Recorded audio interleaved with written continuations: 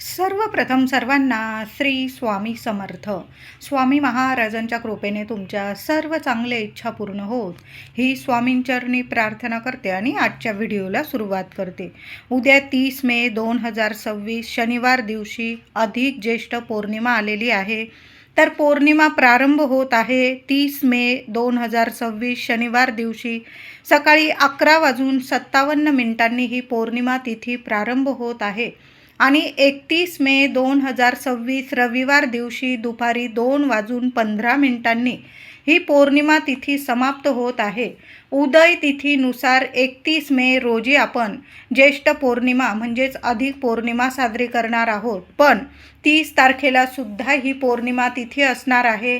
बऱ्याच घरांमध्ये पौर्णिमा तिथी श्री सत्यनारायण महाराजांची महापूजा केली जाते. तर तुम्ही 30 तारखेला सुद्धा दुपारी 12 वाजेपासून सत्यनारायणांची महापूजा तुम्ही तुमच्या घरात करू शकता. ते 31 मे रोजी दुपारी 2 वाजेपर्यंत तुम्ही सत्यनारायणाची महापूजा करू शकतात. तर पौर्णिमा तिथीच सत्यनारायण करायचा असतो. तर 31 मे रोजी दुपारी 2 वाजेपर्यंत तुम्ही सत्यनारायणाची महापूजा करू शकता. तर आता अधिक ज्येष्ठ पौर्णिमेला काही उपाय आणि सेवा करायचे आहे. बघा, अधिक महिन्यात येणारी पौर्णिमा विशेष मानली जाते. दुर्मिळ योग आहे हा. तर पौर्णिमेला तुम्ही 31 तारखेला आंघोळीच्या पाण्यात एक वस्तू टाकायची आहे.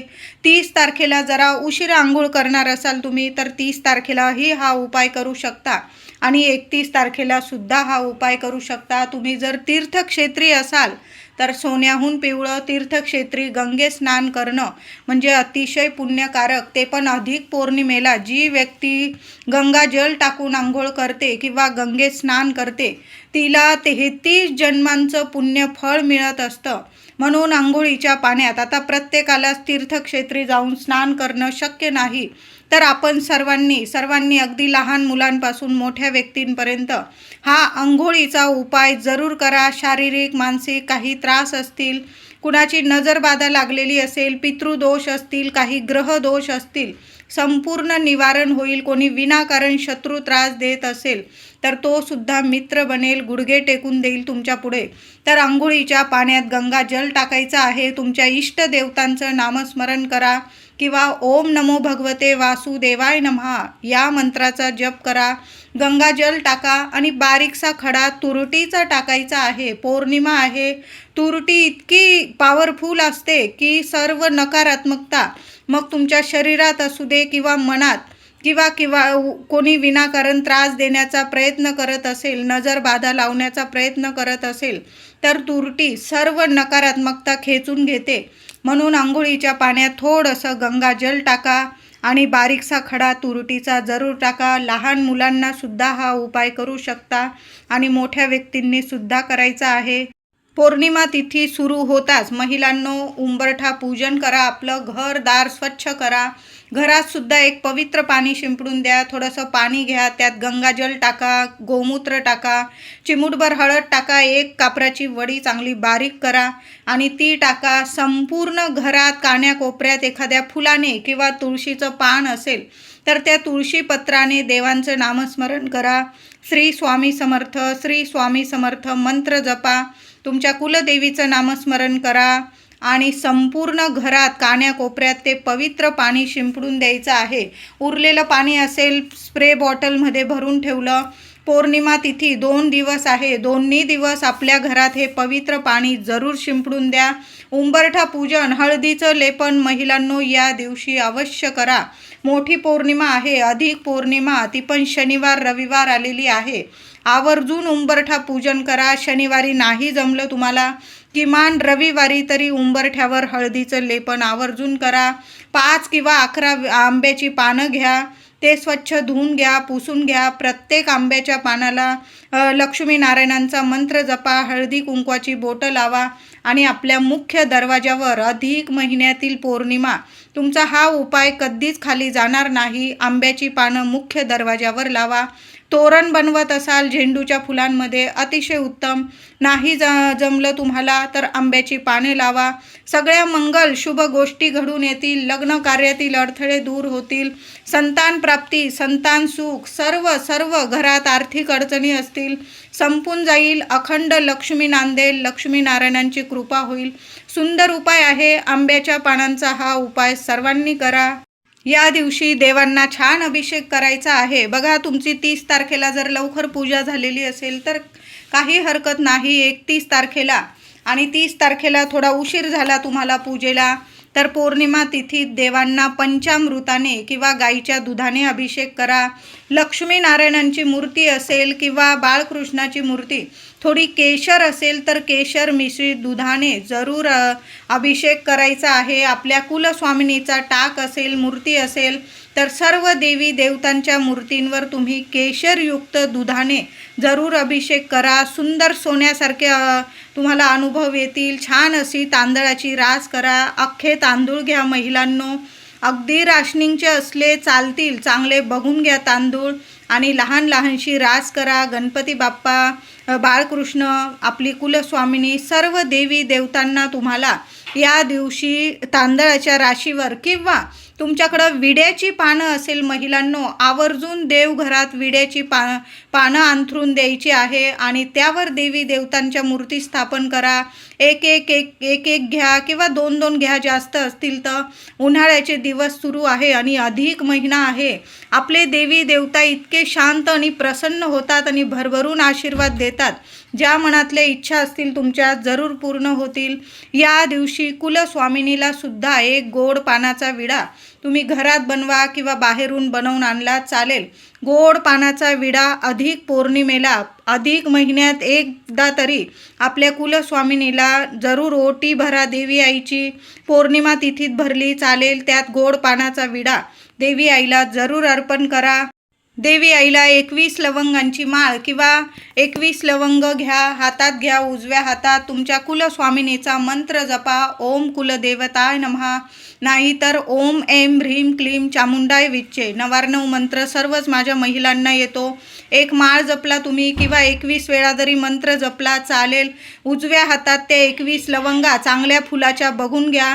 तुमच्या मनातील इच्छा बोला आणि तुमच्या कुलस्वामिनीला, माता लक्ष्मी आहे, 3.5 शक्तिपीठच आपलं कुलदैवत असतं, तर देवी आईच्या चरणी एखाद्या वाटीत त्या 21 लवंगा अर्पण करून द्यायच्या आहे. हळदी कुंकू फुलं अक्षता वाहून या दिवशी कुलस्वामिनीची छान पूजा करा. देवी आईला कुंकुमार्चन करा. सकाळी करा, संध्याकाळी करा. 30 तारखेला संध्याकाळी जरी केलं, नाही जमलं 30 तारखेला, 31 तारखेला सूर्योदय बघितलेली तिथी असणार आहे. संपूर्ण दिवस मानली जाईल. तुम्ही 31 तारखेला सकाळी कुंकुमार्चन करू शकता किंवा संध्याकाळी जरी केलं चालेल. पण बघा, पौर्णिमा तिथीत केलेलं कुंकुमार्चन अतिशय प्रभावी ठरतं. उच्च कोटीची सेवा आहे आपल्या कुलदेवीची. म्हणून सर्व महिलांनी या दिवशी आपल्या घरात, देवघरात देवी आईला, माता लक्ष्मीची मूर्ती असेल, श्रीयंत्र असेल, कुलदेवीचा टाक असेल, आवर्जून फोटो जरी असला चालेल, देवी आईला कुंकुमार्चन जरूर करा. 11 वेळा करा, 21 वेळा करा, पण जरूर करा. या पौर्णिमा तिथीत देवी आईला छान असा खिरीचा नैवेद्य जरूर बनवा. देवी देवतांना या दिवशी खिरीचा नैवेद्य दाखवा. त्या खिरीमध्ये थोडेसे मखाणे असतील तुमच्याकडं, आवर्जून टाका. थोडी केशर असेल. बघा, पौर्णिमा तिथी आहे. माता लक्ष्मी, आपल्या कुलदेवीला, लक्ष्मीनारायणांना, सर्व देवी देवतांना ही पौर्णिमा तिथी समर्पित असते.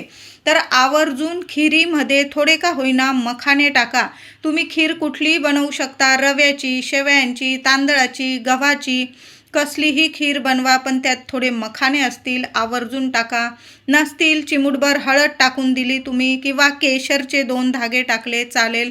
देवी आईला खिरीचा नैवेद्य दाखवा. तुम्हाला या दिवशी सवाष्ण पूजन करायचे असतील, पूर्णावरणाचा नैवेद्य केलेला असेल, काही ठिकाणी तर पौर्णिमा तिथीत पूर्णाची आरती लावली जाते. पूर्णाच्या दिव्यांनी आपल्या कुलदेवी आईची आरती केली जाते. ओटी भरली जाते. महिलांनो, अधिक महिन्यात जर तुमच्याकडून देवी आईची ओटी भरणं राहून गेलेलं असेल तर अतिशय सुंदर सोन्यासारखा दिवस आहे. हा दिवस पुन्हा येणे नाही. अशा दिवशी जर आपण देवी आईची सेवा केली ना, कधीच खाली जात नाही. भरभरून आपल्याला आशीर्वाद मिळतो. देवी आईचं कृपाछत्र रक्षण कवच प्राप्त होतं. कधीच देवी आई आपल्याला एकटं पडू देत नाही. कायम आपल्या लेकरांच्या आपल्या पाठीशी उभी राहते. घर संसारात आपल्या भरभराट करते. सुखाचा संसार आपला होतो. म्हणून या दिवशी आपल्या कुलस्वामिनीची जेवढी सेवा कराल ना तेवढी कमीच आहे. विड्याच्या पानांचे उपाय तर आवर्जून करा. देवी आईला विड्याच्या पानांची माळ अर्पण करायची असेल करू शकता.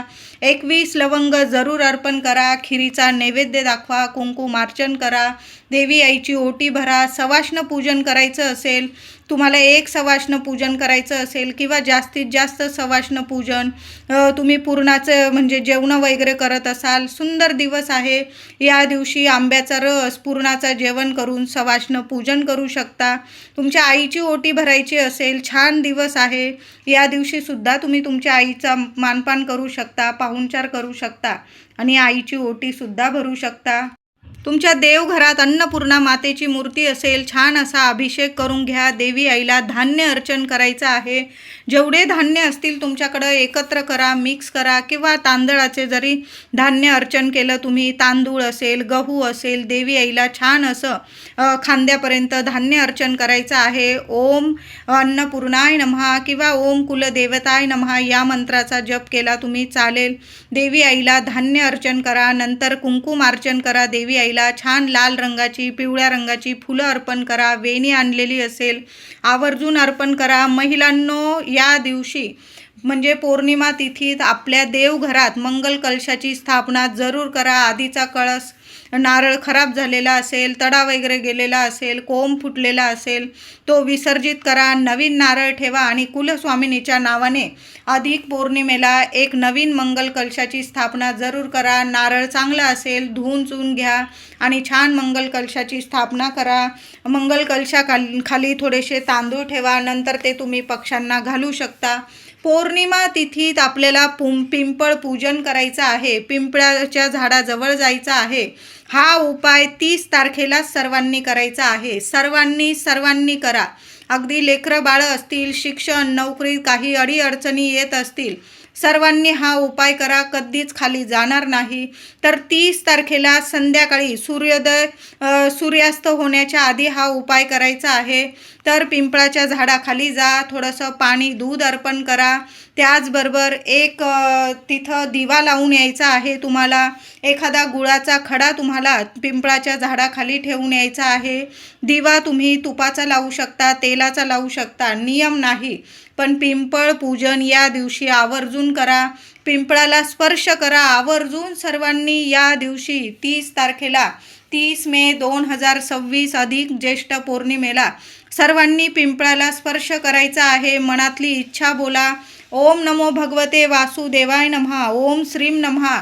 21 प्रदक्षिणा घालता आल्या तर प्रदक्षिणा घाला, नाही घालता आल्या उभं राहा तिथं आणि मंत्र जपायचा आहे. मनातली इच्छा बोला. एक दिवा लावा, गुळाचा खडा ठेवा आणि तिथून येताना एखादं पान खाली पडलेलं असेल तर ते घरी घेऊन यायचं आहे. तुम्हाला पिंपळाचे पान घरी आणल्यावर स्वच्छ नीट धुवून घ्यायचं आहे हलक्या हाताने आणि पुसून घ्यायचं आहे. एखादी ताटली वगैरे घ्या, देवघरात ठेवा आणि त्या पिंपळाच्या पानाची देवांकडं आला पाहिजे अशा पद्धतीने ते पिंपळाचं पान ठेवायचं आहे. आणि त्या पानाची छान असं लक्ष्मीनारायणांचा मंत्र जपा. हळद कुंकू फुलं अक्षता वाहून पूजा करा. नंतर दुसऱ्या दिवशी 31 तारखेला पौर्णिमा समाप्तीपर्यंत ते पान देवांजवळच राहू द्यायचं आहे. नंतर तुम्ही पौर्णिमा समाप्तीनंतर ते पान उचलून घ्या. तुमची डायरी असेल, तुमची काही वही असेल त्यात तिथं नीट ठेवून द्यायचं आहे किंवा तुम्ही ते पान तुमच्या तिजोरीतसुद्धा ठेवू शकता. पैसा कधी कमी पडणार नाही. लक्ष्मीनारायणांची भरभरून कृपा होईल असा हा उपाय आहे. सर्वांनी एक पिंपळाचं पान घेऊन या आणि तुम्हाला खाली पडलेलं दिसलं चालेल, स्वच्छ धुवून घ्या. जी व्यक्ती अधिक पौर्णिमेला आणि ती पण शनिवारी आलेल्या पौर्णिमेला पिंपळ पूजन करते, पिंपळाच्या पानाचं पूजन करते ना, त्या व्यक्तीला 7 जन्म काय तिचे पुढचे 100 जन्म तरी पितृदोष लागत नाही, तिच्या लेकराबाळांना पितृदोषाच्या अडचणीतून मुक्तता मिळते, सर्व कामात त्यांना यश प्रगती मिळते, त्यांच्या घरात शुभ कार्य घडून येतात, संतान प्राप्तीसाठी काही अडचणी येत असतील त्यासुद्धा दूर होतील, आर्थिक अडचणी असतील त्यासुद्धा दूर होतील आणि लक्ष्मी मातेच्या कृपेने तुमच्या घराची इतकी भरभराट होईल की कधीच कशाला कमी पडणार नाही. म्हणून पिंपळ पूजन सर्वांनी जरूर करा. पौर्णिमेला तुळशीला छान असं हळद कुंकू फुलं अक्षता वाहून पूजा करायची आहे. या दिवशी तुळशीजवळ दोन्ही वेळेला गाईच्या तुपाचेच दिवे लावायचे आहे. महिलांनो, आवर्जून तुळशी मातेची अधिक पौर्णिमेला सकाळी पण सेवा करा, संध्याकाळी पण करा. ओम नमो भगवते वासुदेवाय नमः किमान तुळशी समोर हात जोडून भगवान श्री हरी विष्णूंचा मंत्र जपायचा आहे. ज्या घरात तुळशी समोर नारायणांची ही सेवा होते ते घर, तो उंबरठा सोडून माता लक्ष्मी कधीच बाहेर जात नाही. तिथं स्थिर स्वरूपात माता लक्ष्मी अखंड स्वरूपात वास करते आणि जिथं लक्ष्मी नारायणांची कृपा होते ना, त्या घरात तरी ऐश्वर्यच प्रदान होत असतं. कधीच गरिबी दरिद्रता शिरकाव करू शकत नाही. म्हणून ही सेवा आवर्जून करा तुळशी मातेची. या दिवशी म्हणजे दोन्ही दिवस तुम्ही महालक्ष्मी अष्टकाची सेवा करू शकता. महिलांनो, शनिवारी सुद्धा करू शकता किंवा रविवारी जरी केली चालेल. महालक्ष्मी अष्टक पठण करताना देवघरातील दिव्यात एक कापराचा तुकडा टाका, चिमूटभर हळद टाका, 2 लवंग टाका आणि आसन घेऊन बसा. तुपाचा दिवा लावा आणि तुम्हाला 16 वेळा किंवा 8 वेळा श्री महालक्ष्मी अष्टकाचा पाठ करायचा आहे. माता लक्ष्मीला कुंकुमार्चन केल्यानंतर लगेच ही सेवा करून घ्या महिलांनो.